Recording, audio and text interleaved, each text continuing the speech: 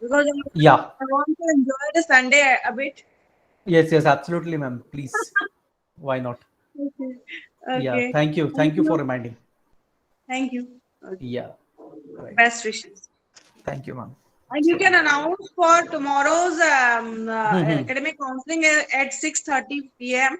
I'll sure, sure. organize tomorrow morning and send everyone. Sure, sure. Fine, ma'am. Thank you. Okay. Nice. Right. Sorry for interrupting. No, it's okay, ma'am. No worries. Right. So, very first thing first is about environmental analysis, right? We'll take all 3 points one by one, right? So, what are the factors do you think? So, Hyundai and Tata Power, I have taken just for a reference because very recently they have announced it like they are going to come into this business. But there are many other players who are also trying to start their EV charging business. So, as per your understanding, what can be the major factors that can actually impact their business? You may take the context of Hyundai and Tata Power. Yeah, so all of you are open to share your views, and definitely you can put it in the chat. So, according to you, what can be the factors which are going to impact the electric vehicle charging business?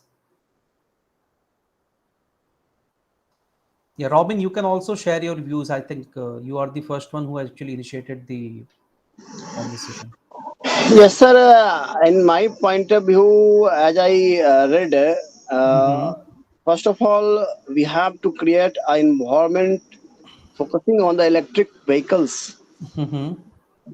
Means first we have to promote the local, all the peoples to think about the electric vehicles, the future of electric vehicles Mm-hmm. in near future.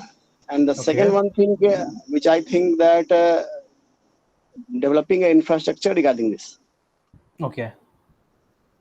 Got Yes, your sir. point. So first is all about environment. We can also call it an ecosystem.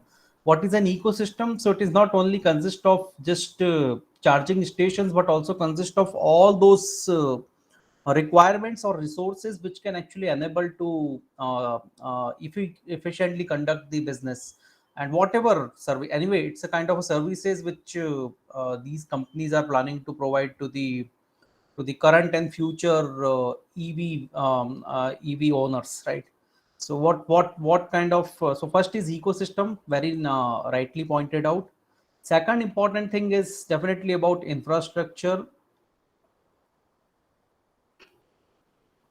Seema, again you have started sharing your screen. Please take care about this. Yesterday it has happened, so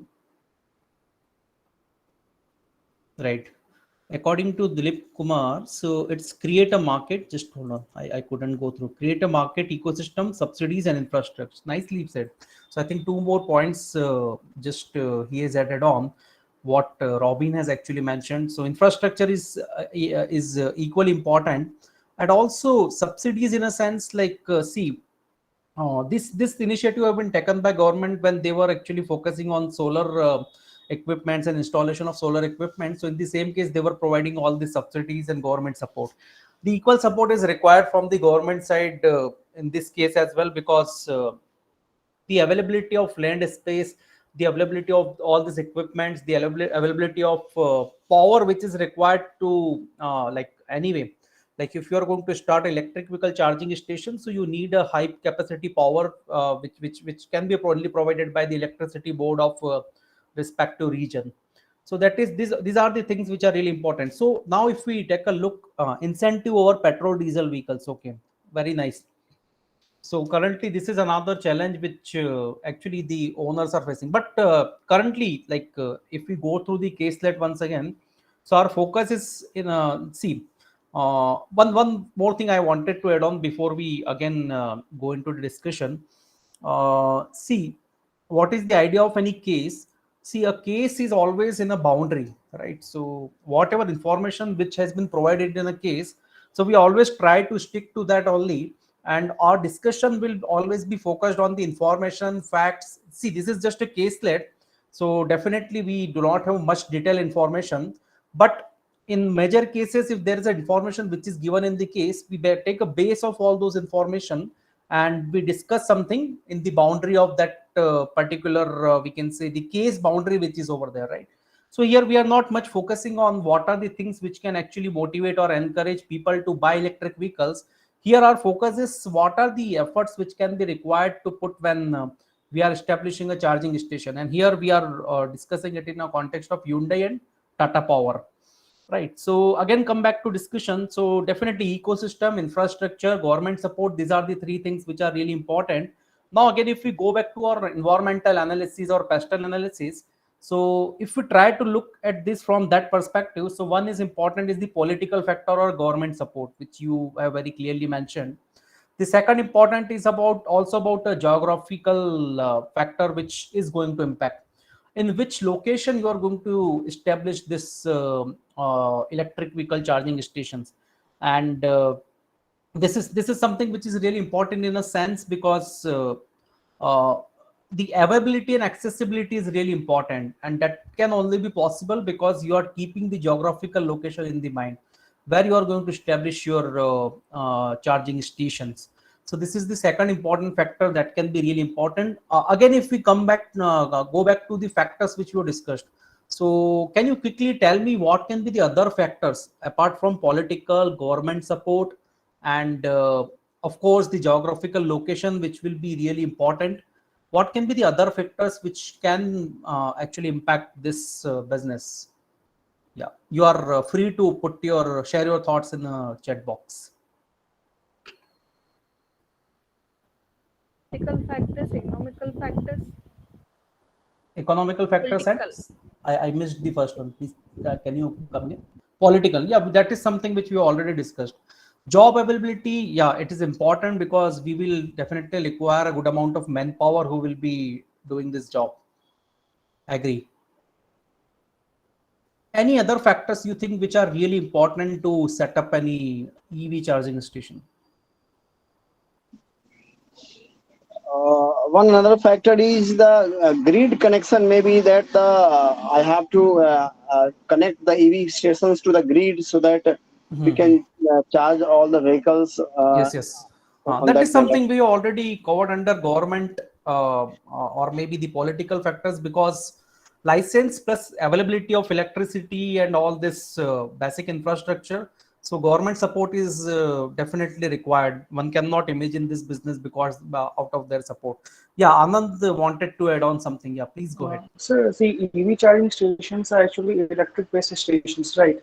So, if we talk about power grids, it can also be run through Mhm. different type of natural energies like solar energy or wind energy. Solar energy. So, Absolutely. you can be so innovative Hmm. to start a EV charging station to connect for these Mm-hmm. stations so that you can make it so innovative and eco-friendly also, Mm-hmm. Okay. so that it would be I think more Mhm.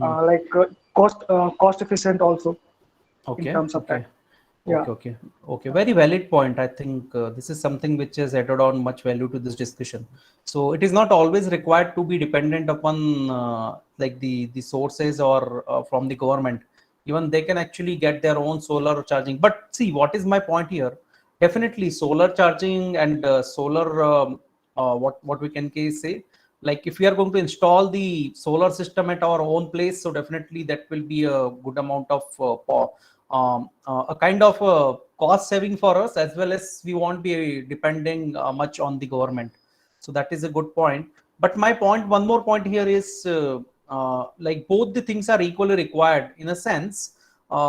See, if you require a high charging grid, so I'm not saying solar systems are not capable to provide that much backup, but if you want this charging, this the kind of facility 24/7, so definitely you require both kind of one is the electricity which you are going to get from electricity board.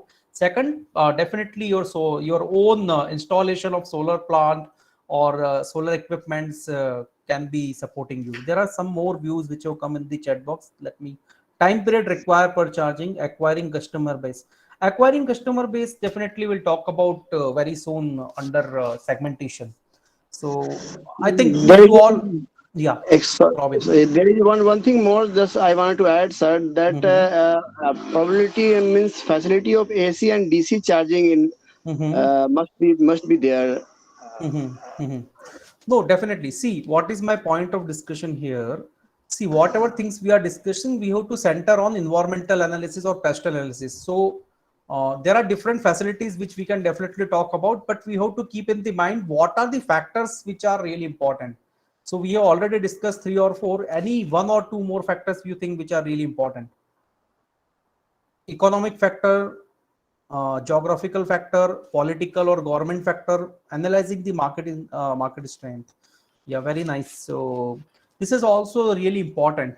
So market strength in a sense like how much actually demand is definitely will be required until unless there will be a good amount of vehicles, electric vehicles will be there in that particular geographical location. So your idea of setting up that business may not work up. But definitely if you are actually focusing something on this, so you are keeping a plan of next 5 to 10 years in the mind. So we can definitely expect like in the next 5 years the growth of electric vehicles will definitely increase. There will be a good amount of growth which we can expect. Analyzing the market share, affordable technology, this is really important. Economies of scale. So technological factor will be the another. We can, if we come to another factor which can be a part of pastel. So technological factor is the another important factor which is going to impact their business, right? So majorly there are 4 or 5 factors. Scalability of the business is really important, and I think this is something which is actually adding to your point, analyzing the market strength. So how much scalability you will be getting in your business once you will start it. Affordability is important, definitely, until unless it will be more cost efficient than petrol or diesel vehicles. So definitely if the charging cost will be more than the petrol and diesel, whatever mileage which they are providing, so definitely it won't be a feasible for. But like all this model of e vehicles is definitely supporting the argument, like they are cost effective as compared to petrol or diesel or CNG vehicles. So I think these are the major factors which are definitely going to impact their business. The second important thing which we have to focus is upon their market segmentation. So what are the segments, 1 or 2 or 3 segments which you have identified that can be focused by Hyundai and Tata Power when they are starting this business? I'm talking about the customer segments.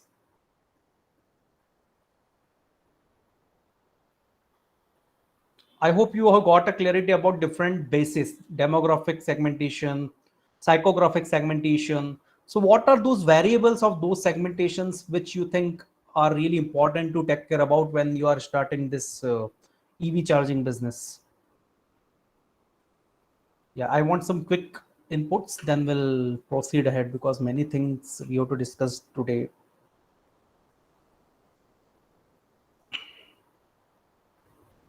Urban versus rural. Okay, very nice.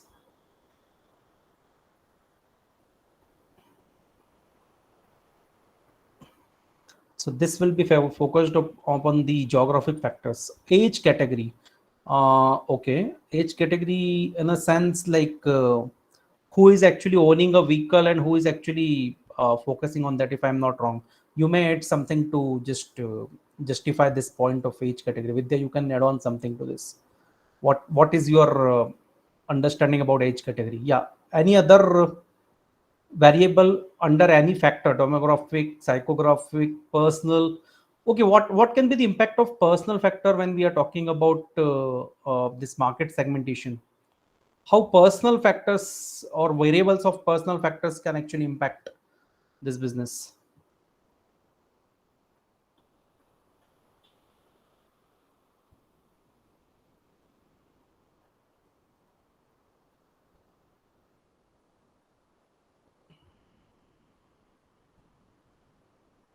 Are you getting clarity what I'm trying to discuss here?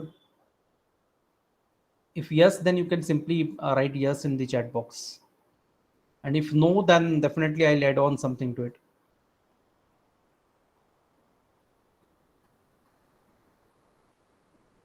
Personalization of the crowd going to consume. Okay, nice. Absolutely. Okay, let me quickly add one or two more points, and then we'll move to the other point of discussion, which is over there. So income is the another factor which is definitely going to impact, because the buying of this electric vehicle is very much depends upon that. And second important thing is how much you want to invest in terms of like the fuel. In a sense, here fuel is this electricity. So how much you wanted to invest into that, and that is something which is very much depends upon your income, how much income you are having, what is your lifestyle. So these are some other personal factors which are going to impact the decision of first buying electric vehicle, and second how long they will continue with that vehicle. And maintenance cost is the another thing, and that can be definitely come under the factors which are which is definitely related to how much investment or how much expenses we are going to incur on that particular product. So what is my idea when we are talking about segmentation? So what is the idea here? So as a marketer, it is really important to develop an understanding which are the customer segments which we need to take care when we are planning to start this business. And maybe it will be a combination of all these 4 or 5 factors and some variables which are going to impact your business. And that is the reason the second point which I have raised here is something which is related to this. What was the third thing which we intend to discuss? What was the third thing which I asked you to talk about? First was definitely about environmental analysis. Second, it is about market segmentation.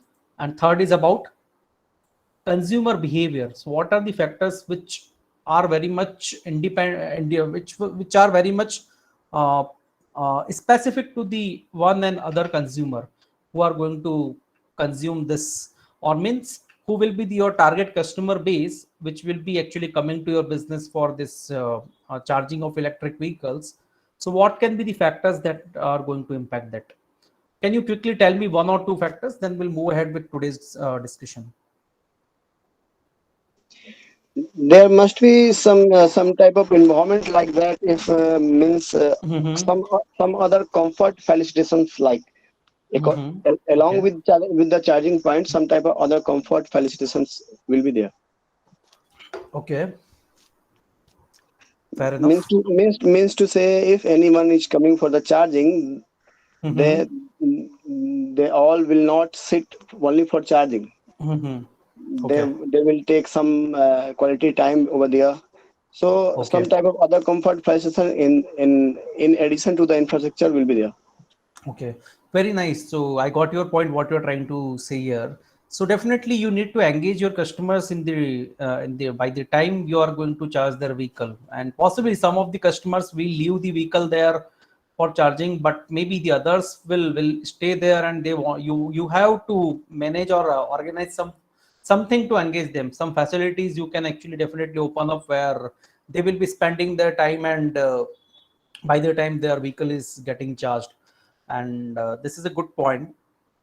Dilip Kumar has mentioned its ease of availability, very nice, safety and convenience. Convenience is definitely depends upon the location which you just added on. So if it is very nearby to my home or office location, and this can be done definitely.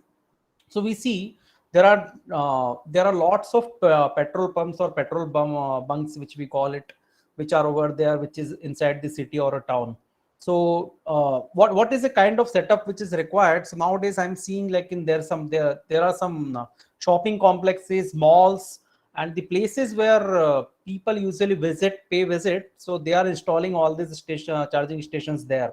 What is the idea? By the time I'm spending my time in the office or while I'm doing the shopping, I can actually left my vehicle for charging, and that will save my time. So that is something which is important.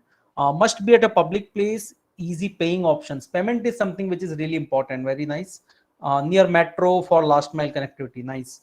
So anywhere where there is a public connectivity where people can reach out to this charging stations very easily. Availability for hire. Okay, nice. Okay. So I think these are the major. Even many more things are there. Due to paucity of time, we cannot discuss it in much more detail. But what is my idea here? Why I have given you this case? because all these things we have discussed in the form of some concepts and frameworks. uh, I'm just coming back, Dimpy. So we have discussed this. So we should be having a clear understanding how businesses or how marketers are actually going to use these concepts or frameworks. And that is the reason I have given you this case. Dimpy is asking, but what about the segment of people who only buy premier branded cars? So they will not choose electric cars since it's not a status symbol. See, Dimpy, here what is my take on this? So definitely there are some luxury cars which are the status symbol, and even any in our Indian society. So a car is something which is itself is a status symbol for us. It is not just a mode of transportation for us. So if you are spending something more than 10 lakh or 15 lakh rupees on a car, so definitely it is not just a kind of a mode of transportation. It is more than that. So what is my see? All these big companies are very soon going to come in these luxury vehicles as well. So very soon you will be seeing like many of these companies who are just operating in this premium car segment. So they are going to introduce their electric vehicles as well. So this is not the case. Like see, uh, I don't know like what how a status is going to change if I'm buying a petrol car or a electric vehicle, because definitely the performance is something which is important to me. Second, I should be having all those features which is required in a car. I should not be compromising with that. And if all these things are there in the car, so I don't think so. Like but the major issue which people currently is facing is about ecosystem. There is no ecosystem at place, and that is the reason it is not easy for them to just buy a car. Because if you are traveling a long distance, so where you are going to get charge your vehicle, and if there is some issue, so how will you get the maintenance and repair facilities? So yeah, Dilip Kumar has mentioned Tata Nextron EV, MG EV are they are already introduced, and definitely they are in a mid or a little. It's these are not a premium segment cars, but these cars are now becoming a status symbol. I'm definitely agreeing with this. There must be awareness between people for using EV cars over petrol or diesel cars. See, Pratiksha, awareness is something which is definitely is being created by many of these firms, and even government is very much on this. Like government is supporting this cause. Government is very much like working on this. And very recently, I got to watch the video of our transportation minister, Mr. Nitin Gadkari. So he was telling like they are working on this. So they are actually have done a tie-up with some of the companies who are manufacturing these batteries. And these are the companies who are the Make in India companies. These are not the Chinese companies, or these are not the, and they are manufacturing this Li-ion batteries in India only. And their focus is on this thing only, how this can longer last, durability, and second, the performance which is required to run a car like any high performance car which is required there. So, but we have a fear of EV cars being discharged on the way because of less EV pumps. Yeah, that is what I'm saying. So we require an ecosystem for that. So we can imagine after 4 or 5 years, I'm just taking a rough figure here, 4 to 5 years. If you see, there is a more EV charging stations. Definitely, they are increasing, and you will see like there are more and more electric vehicle charging stations. Not exactly like the petrol pumps which we are seeing today, because all these petrol pumps have actually opened over the years. This is not the case in the last 2 3 years. All of them opened in last 20 25 years. This development has happened. So if you imagine in the next 5 years, you see a good number of electric vehicle charging stations are spreading. You are finding a good amount of people who can also repair these cars. This is not only the issue about charging. You may face some problem, you may face some issue which, and you may require some roadside assistance.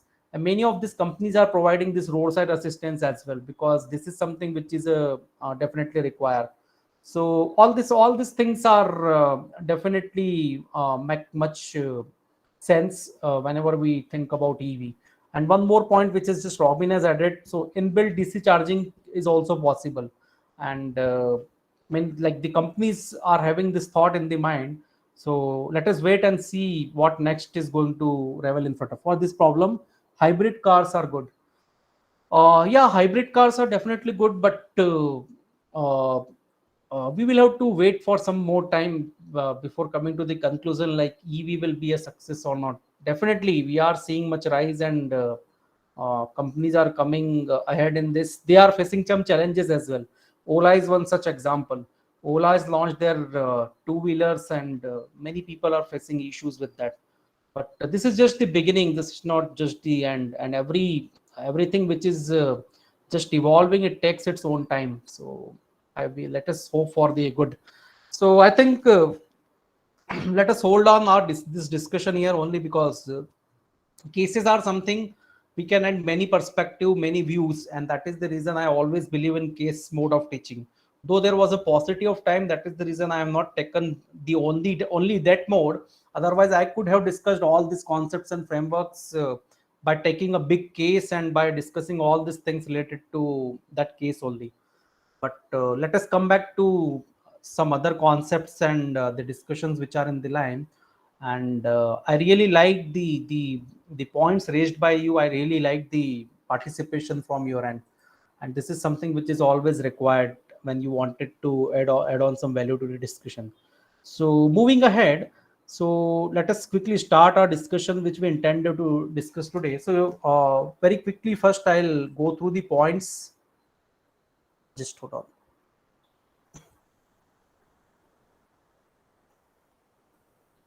Which very quickly we'll be discussing the things which were discussed yesterday, the point, the major concepts, frameworks which were discussed yesterday. Just hold on.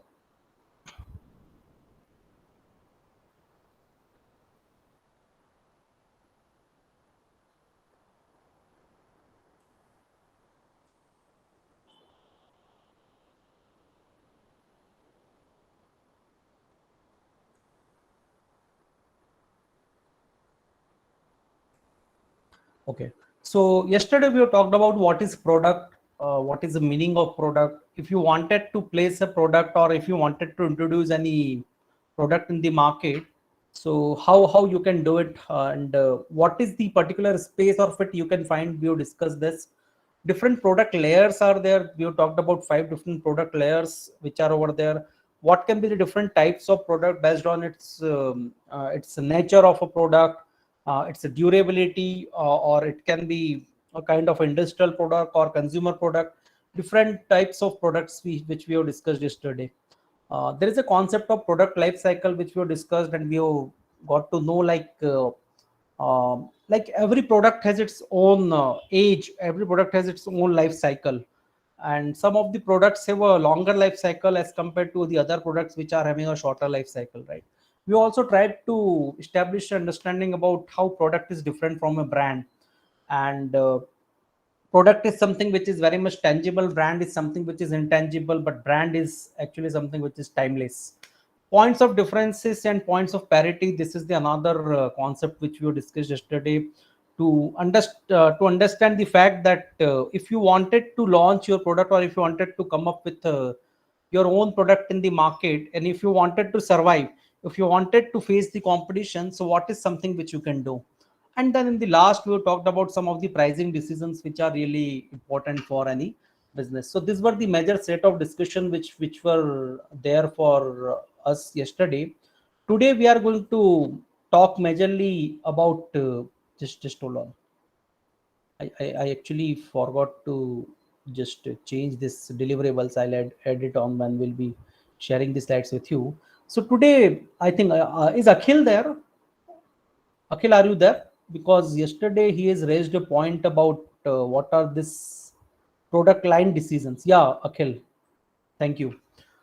Okay, so thanks for reminding me. Anyway, I intended to discuss this thing with you, but actually due to paucity of time, I couldn't edit surface display in the slideshow mode. The letters are very small. Okay. Actually, what is the issue when I start the slideshow mode? So I am not able to see you or who is answering, who is responding.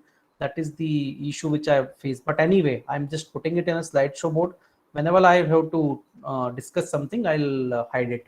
So product line decisions are really important for any business in a sense.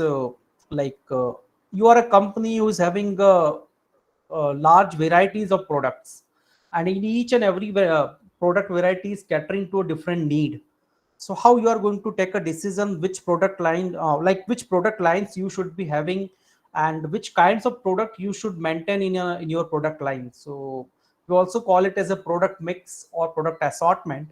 So all of these are the different product lines which can be there for any business. And suppose this is an electronic goods company, and which are having this different product lines. So there are three major concepts which are underlying this major concept of product mix or product line decisions. First and foremost, the first and foremost important one is product width. So what is product width? So all these product lines which you are seeing. So suppose this is a Sony Electronics company which is over there. So previously they were into mobile phone business, they were into television business, right? So what kind of mobile phones they were manufacturing, and what kind of, even there is example of Samsung as well. So what kind of mobile which they are manufacturing and where they are keeping in their product lines, and the others are the different televisions which they are offering. You are seeing the different series of televisions also there. So we call it as a product line length, right? Product width is all those products which they are carrying. So it can be a mobile phone, it can be earpods, it can be a range of televisions, it can be a range of music systems, right? All this will consist of a product width. And what is product line depth? So under each category you are seeing, so even in the category of smartphones, you are seeing different series of mobile phones which are over there. Even in the categories of if we talk about refrigerators or televisions, so there are different series of products which they are offering, and this is known as product line depth. So there are three major concepts. Width means all those product categories which are over there, all those product lines which a particular firm is managing, we call it as a product line width. All those product types which they are having under a single category of products. So it can be a refrigerator is one of the categories. Television is the another category. Mobile phones is the another category. So what are the different varieties which they are maintaining under that particular category of products? And this we usually termed as a product line length.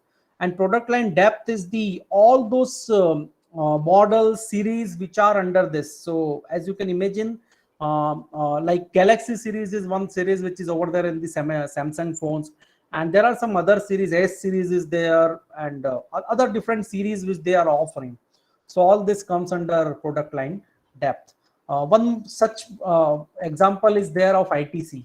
So what can be the product line width of ITC? So ITC is majorly into food business, cigarette business, lifestyling, retailing, and education and stationery. Here we, rather than using a cigarette, we can definitely use the word tobacco business, because different tobacco products which they manufactures. And if you go with the meaning of ITC, basically they are the tobacco company, but they have diversified into this industries just to see. Tobacco is something which is considered as an unethical, which is considered as a kind of not for good, we can say. It's a kind of not so good product for a society, and that is the reason. So they had to diversify into other businesses, and that is the reason the food is the another category, and all these categories we are seeing, and this can be termed as a product line width. The second important concept is product line length of ITC. If we talk about, so under food category, you are seeing different brands which are over there. Kitchen of India, Ashirwad, Sunfist. Even in case of tobacco products, there are different brands which they are having. Even lifestyle retailing, there are two major brands which they are owning. Education and industry, there are three major brands which they are owning, and maybe there are some more as well. Here, these are the brands which have been mentioned. So this can be termed as a product line length. Now, if we talk about depth, so under each category of this brand, so we are seeing there are certain different products which they are offering. So under this Kitchen of India, which is basically a masala or spices brand, so they are offering curry, paste, biryani, conservatives, all this conserves and preservatives, all these products which they are offering. Even under Sunfish brand, you can see there are different types of biscuits and products which they are offering. So this is termed as a product line depth. So how many varieties of products which they are actually keeping under a single category of a product, and combinedly we call it as a product mix. If we include all this, if we include if we include line width, line length, and line depth, so we call it as a product mix or a product assortment. I hope this is something which you got it right. Any question, any query related to this? No, sir, it is clear. Okay. Okay, then let us quickly move ahead. Now we are going to talk about packaging, which is the another important aspect whenever we talk about marketing. So maybe in some literature and on some internet sources, you will be finding like packaging is termed as a fifth P of marketing mix. Though in principle it is not a fifth P, in a sense, like there are 4 Ps and there are 3 Ps which are known as extended Ps. But it is considered as a fifth important P in a sense, like packaging is something which is one of the most important components of marketing, if we talk about. And what are the 5 major functions which this packaging actually serves? So first and foremost important is it protects the product. So any kind of food product is there, any kind of glass product is there, or any product you can imagine. So first and foremost important function which is being played by packaging is to protect the product, right? Second, it preserve it from the any kind of environmental impact. It preserve it from the whatever temperature at which you have to maintain any product. So all this preserving function can be performed by packaging, and this is the second important function which we consider here. The third, it is one of the most important tools of promotion. So if we talk about promotion mix elements, so packaging actually serves as an important tool for promoting the products. And that is the reason whenever we go to any shopping market, shopping complex, or whenever we go for any kind of shopping, we usually identify products through their packaging, and that is something which is a mode of promotion for different products. It also informs the customers, it persuades them. Sometimes we find the packaging very attractive, we find all sort of information of product on that packaging, and that is the other function which is being served by packaging. The fifth is it is a kind of a container. So different forms of packaging we see. Some of them are box packagings, others are the kind of plastic in a sense, like laminated packaging. Other forms are a kind of we can say tetra packs are there, plastic bottles are there, pet bottles which we say.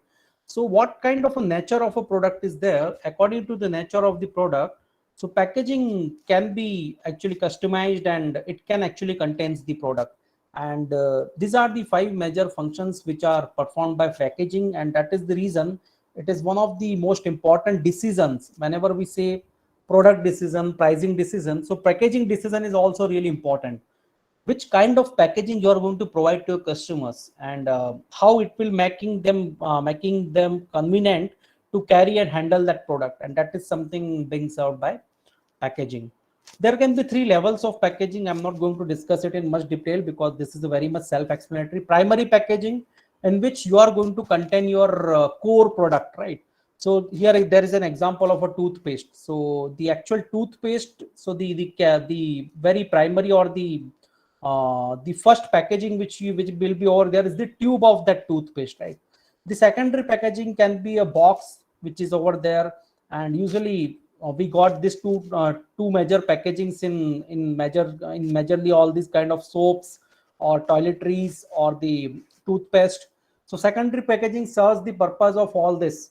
So it protects it, it contains it, it informs, and it promotes. So all these functions is being performed by the secondary packaging as well.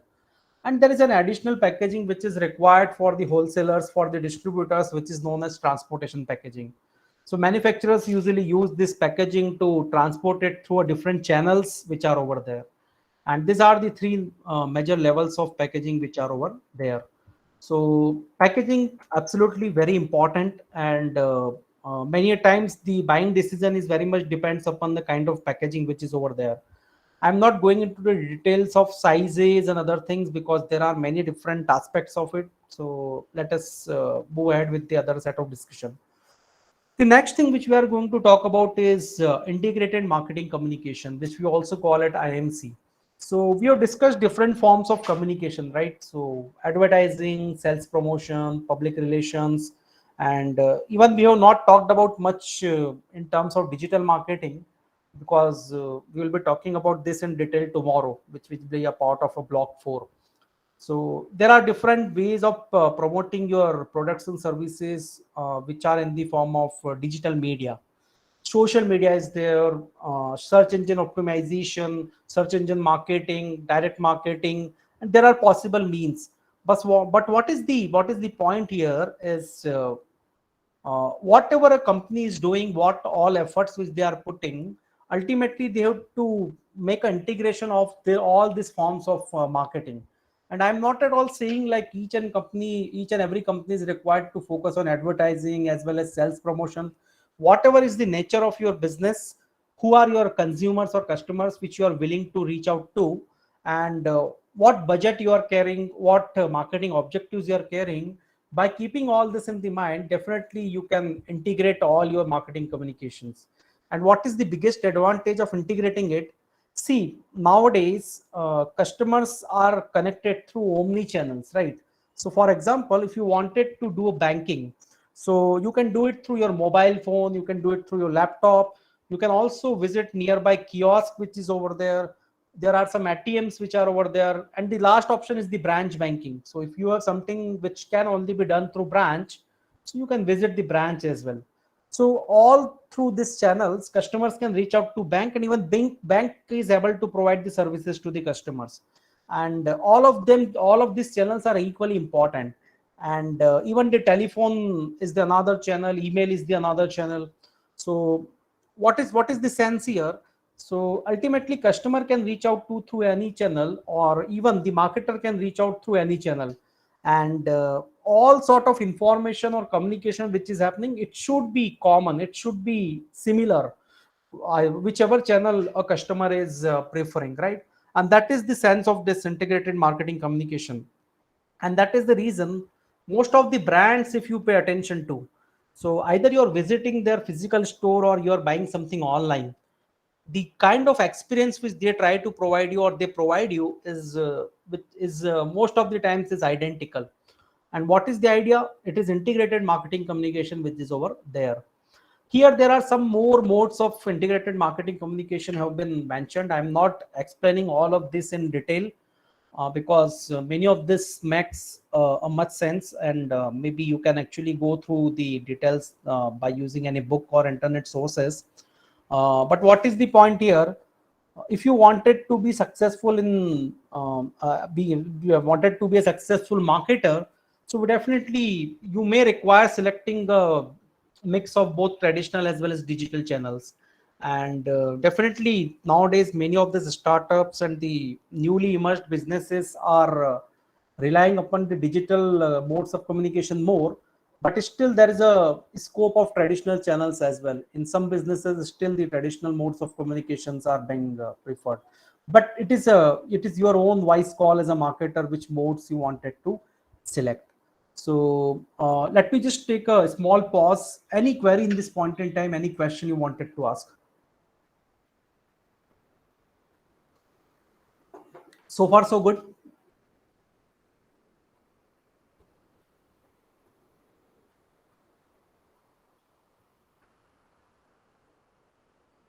Okay, let me move ahead by considering the fact like you are getting the things which we are discussing here. There are different, now we'll talk about some more in terms of advertising, sales promotion, and personal selling. So these are the different modes of advertising which are over there. So suppose you are looking for different ways through which you can do the advertising, or different modes through which you can do the advertising. So these are the major modes which are over there: television, radio, billboard, truck advertising, or nowadays we see all these buses which are flying inside the city buses. These are one of the modes of outdoor advertising. Internet, broadcast, mobile, newspaper, clip video, mailing, T-shirts, leaflet, magazines, live displays. So all this are the major modes through which you can do the advertising. Now, if we talk about what can be the methods of sales promotion, so different methods are there, not just limited to the ones which are mentioned here, but price discounts very much popular. Sampling, so any new product which has been launched, so many marketers provides the small samples of that product to the consumers, so that they can try it and they can buy it at later point in time. There are some bonus packs in which you are getting some extra quantity when you are buying it.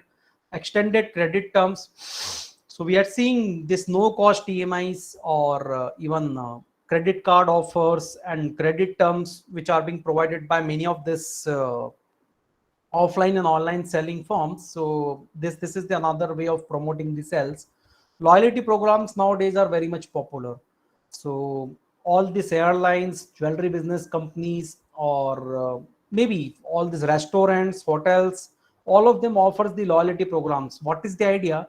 First, to engage the customer, and second, to get the repeat business from them. And this can be done through loyalty program.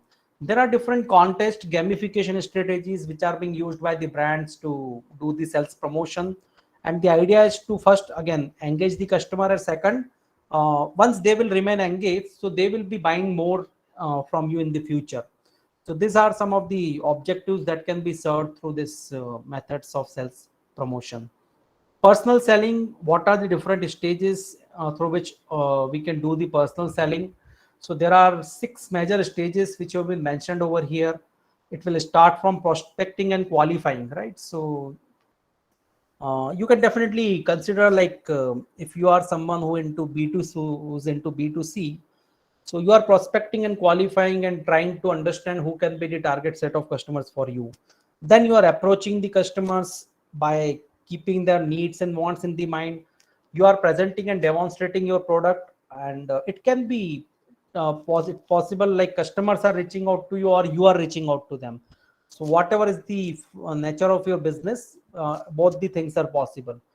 You many times handle the objections. Nowadays in this online business, many of these things are automated, but still in an offline setting of business, so objections comes from the customers. They ask queries, they ask questions, and closing of sale happens, and then following up of the sale happens. Following up the sale means we try to get them back, we try to get more business from them in the future. So these are the 6 major stages which are over there in the any personal selling process, and each and every stage actually supports the other stage in actually completing the selling process.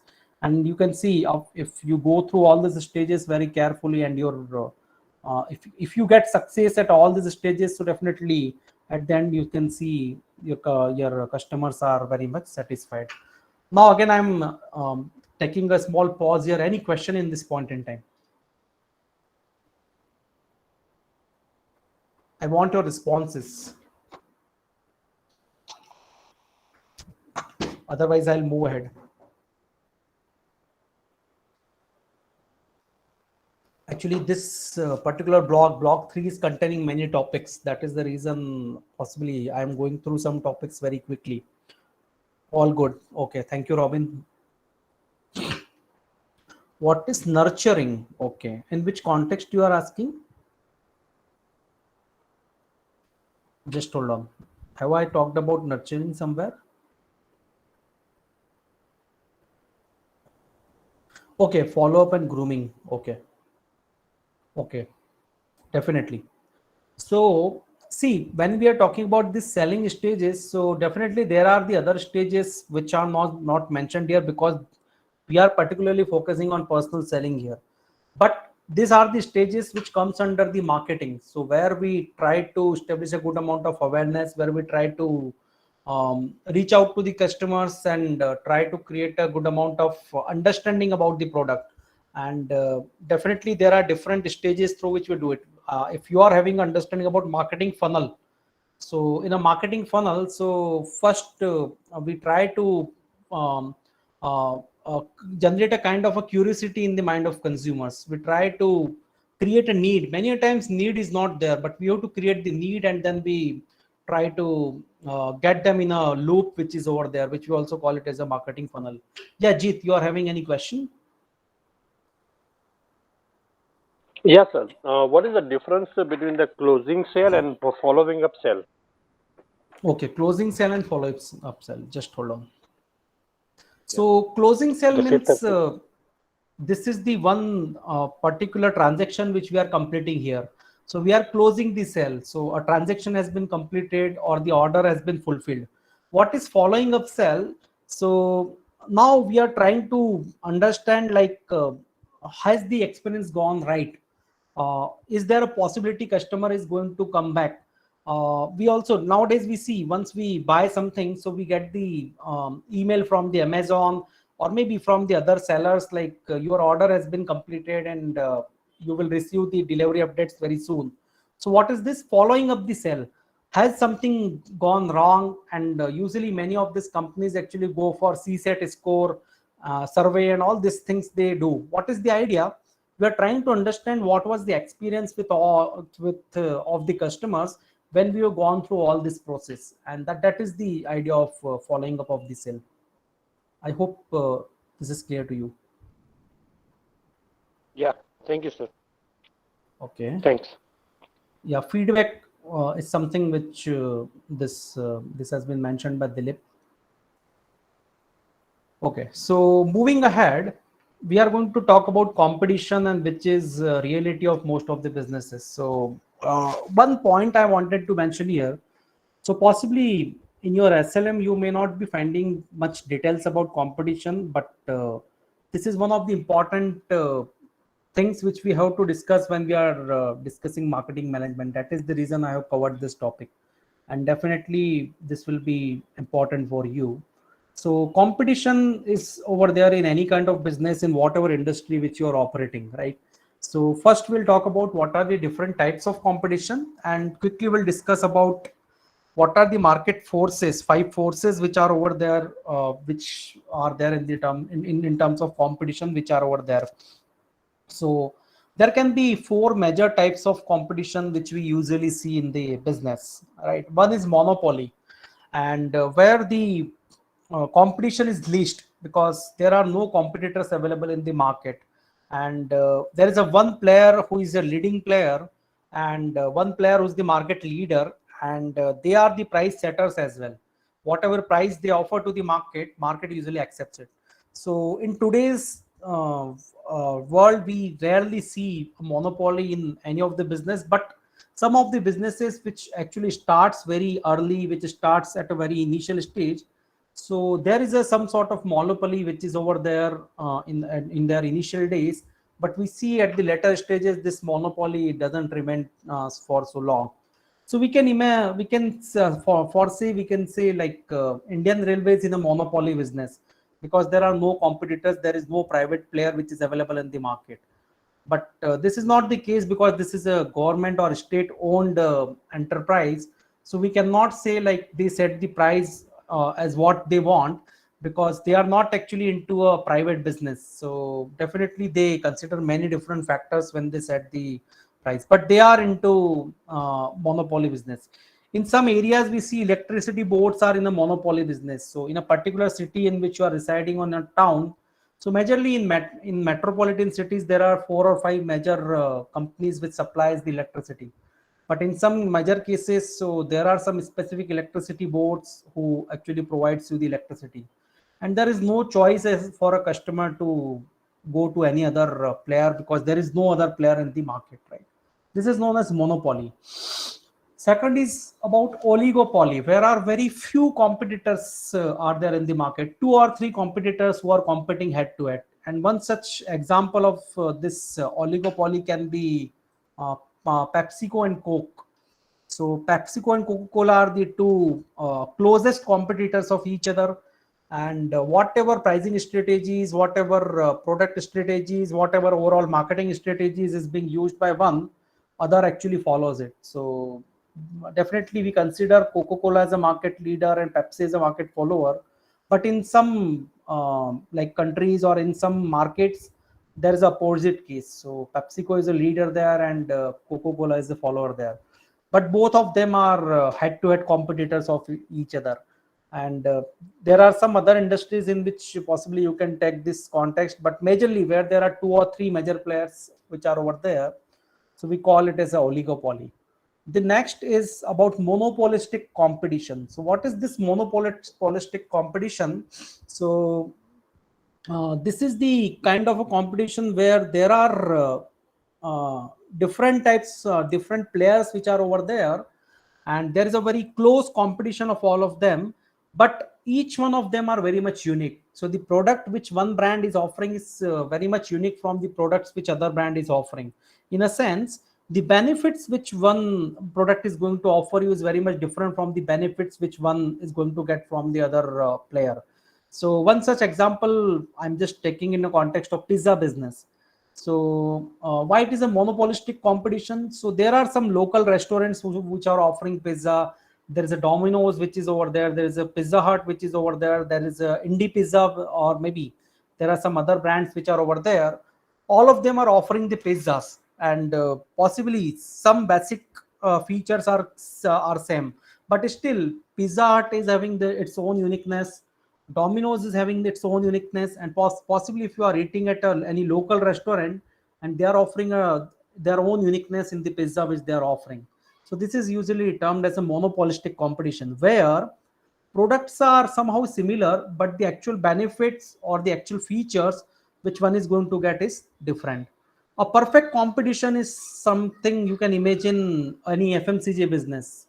Maybe in a single FMCG business, you can see a monopolistic as well as perfect competition. So this is not the case in every FMCG business. You will see a perfect competition. But in all those cases where there are many players which are operating in a single space, and one such example can be of this telecommunications business, where there are 4 or 5 major players in the market, and there's a perfect competition. So we see whatever whatever prices which Airtel offers, or whatever prices which Geo offers, and maybe the V is the third major player in the market. So all of them follows each other.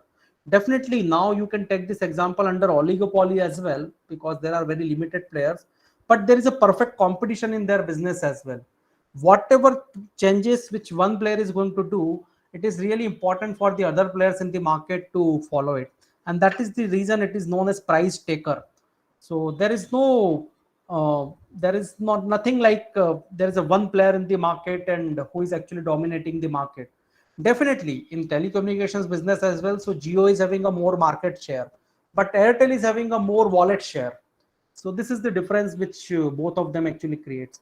So these are some such examples which can be taken up in context of this different types of competition, and majorly of 4 types of competition which are over there. The next important framework which I would like to talk about in context of competition only is 5 forces by Mike Porter or Michael Porter, which are over there. So in any industry or in any business which a marketer is operating, so majorly there are 5 forces which impacts their business, right? So first and foremost important is the industry rivalry. What is this industry rivalry? So how many competitors are there in a particular business, right? So we can take an example of automobile business of India, and more specifically four-wheeler business, passenger car segment which is over there. So there are 4 or 5 major players which are there in the industry. Of course, the leader is Maruti Suzuki, Hyundai, Honda, then possibly Tata Motors, Kia. These are the players which are operating in this segment. So what kind of rivalry which is over there? How much pressure, how much force each one of them is impacting upon each other? And we see definitely Hyundai impacts Maruti Suzuki's business. Maruti Suzuki definitely impacts Tata Motors business. Tata Motors definitely impacts Honda's business. So this is a known as industry rivalry, which is one of the important forces which has been mentioned by Mike Porter. The second is about bargaining power of suppliers. So who are the suppliers here? Who are supplying you the raw material? Who are supplying you the components which are required to manufacture your vehicles, right? So for example, these gearboxes, tires, windshields, wipers, and possibly some other components which are required to manufacture your car. So how much power is there within the hands of your suppliers? So one such example I can definitely quote here is of Gabriel. So if you heard about the firm Gabriel is a leading manufacturer of shock absorbers, which are being installed in most of the vehicles. Any brand of vehicle you would like to tell here, all of them are getting their shock absorbers from Gabriel, right? Either it's Volkswagen, Maruti Suzuki, Honda, Hyundai, or it can be into two-wheeler industry, three-wheeler industry, multi-axle vehicle industry, even Indian Railways or airline industry. They are supplying the shock absorbers, and definitely the type and varieties of shock absorbers are different.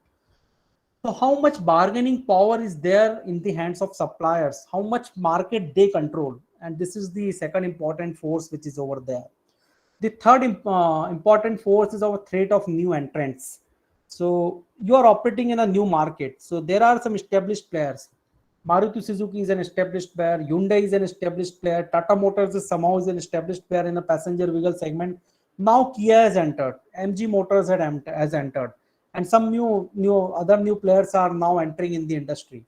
How much threat they are going to create for this already existing companies in the market? And this is known as threats of a new entrants. Now threat of the substitute. So what can be substitute? So definitely in case of car, substitute is definitely public transportation or any other mode of transportation which is just a substitute of cars. And definitely we can consider threat of this. So for example, in any metropolitan city where there is no metro which is over there, metro, I'm talking about metro rail. So definitely in a upcoming future when there is going to start a metro facility, so this is going to impact the automobile business of that particular city, because the people now who are planning to buy their own car or own vehicle, probably they will be choosing a public transportation which is a public metro, and this can be a threat of substitute products which are available or which is going to be available in the market. The last but not least important factor is bargaining power of buyers. How much power is there in the hands of buyers? Bargaining power in the sense, what product quality, what prices, at what rate they can expect. And definitely in this online space, so whatever products which are available, either it's a mobile phone, accessories, electronic items, gadgets, which are very much easily available on an online e-commerce business. So we see there is a much power in the hands of buyers because the rate is very much open, consumers are very much educated, and they understand the market really well, like from where they can buy at most affordable rates. So this is known as bargaining power of buyers. So these are the 5 major factors which are really important to consider when you are doing any kind of business in any industry. And as a marketer, you need to shape your marketing strategies by keeping all these 5 factors in the mind. And these are known as 5 forces which impacts your business, and majorly due to a kind of competition which is over there. Competition possibly among the competitors, or maybe any kind of competitors which all these other 4 forces are going to create on for your business. So that's the understanding about this 5 forces. Any question, any query in this point in time? Is this clear?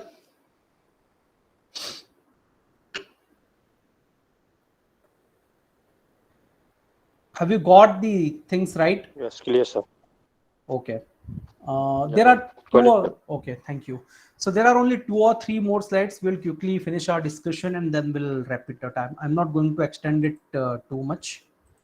Just allow me a few seconds. The next thing which we are going to talk about is distribution management, and now it is coming to the third P of marketing, which is known as place. Right. So distribution management plays a very prominent role in the sense nowadays all the success of these online businesses, e-commerce businesses, and even in an offline businesses, it depends upon availability of goods at a convenience of the customers, right? And definitely it makes much sense when distribution is happening through multiple channels, right? So as you are seeing, which are this particular picture is depicting a very complex distribution channel which is over there, right? So you are seeing there is a marketer, or we can say a manufacturer, which is there in the center, and all these modes of selling which are over there, which are connected to them, right? So there is a one retail shop facility which is available in different locations, and e-commerce which is over there, telemarketing is over there, and even there are some other forms of direct selling which are over there, and all this support services are also there, 24 by 7 calling facility, emailing facility, chat services, chatbot services, right? So what is the idea here? So as a marketer, you should be having a strong distribution channel which will be availing you, or making you capable to make available your products to different channels through which you are selling.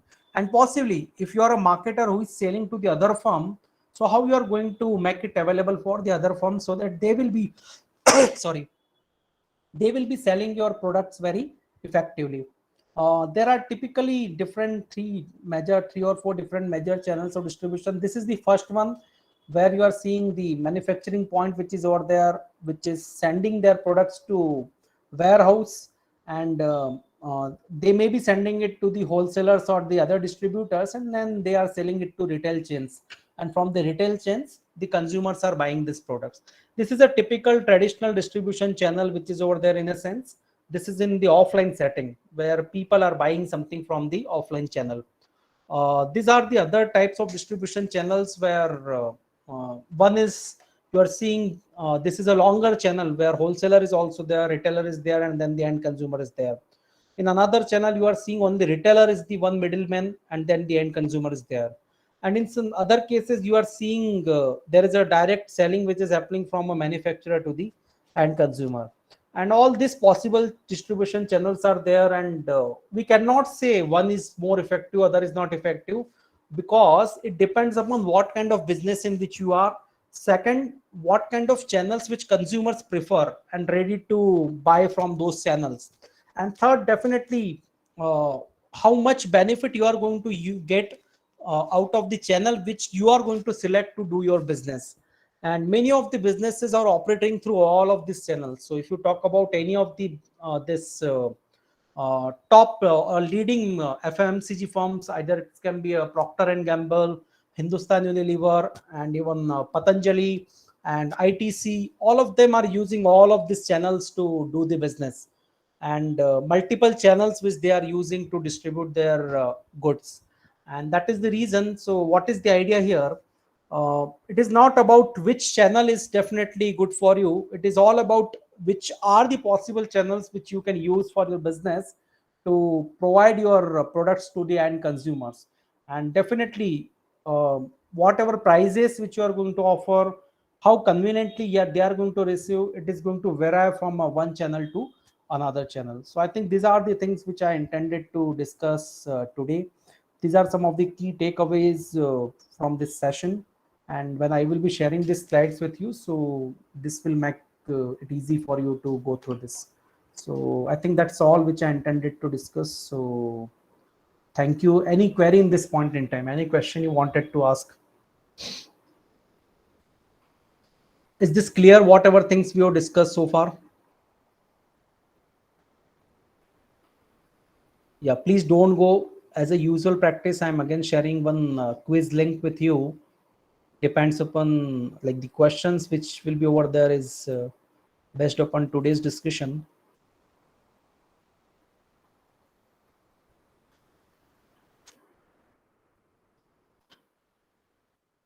Okay, so if this is clear to you, I'm just quickly sharing the quiz link, and again it will remain open for next 5 to 10 minutes.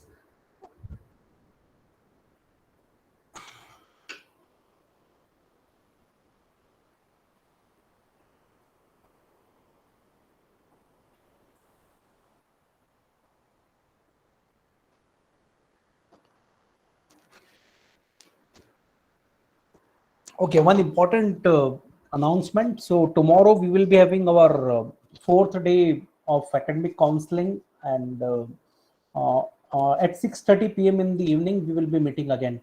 So please be there on time, and possibly we will be wrapping up our discussion tomorrow. The fourth block we are going to continue tomorrow. And if you are having any queries since the beginning, starting from the block 1, 2, 3, so you can definitely put in front of me tomorrow and we will address it, and then we'll finally complete our 4 days discussion on marketing management. I hope this is clear to all of you. And please inform your friends if you are in touch with them. So anyway, like Smriti ma'am will send a formal email to all of you, but in any case, if they are in touch with you, so you can also inform them.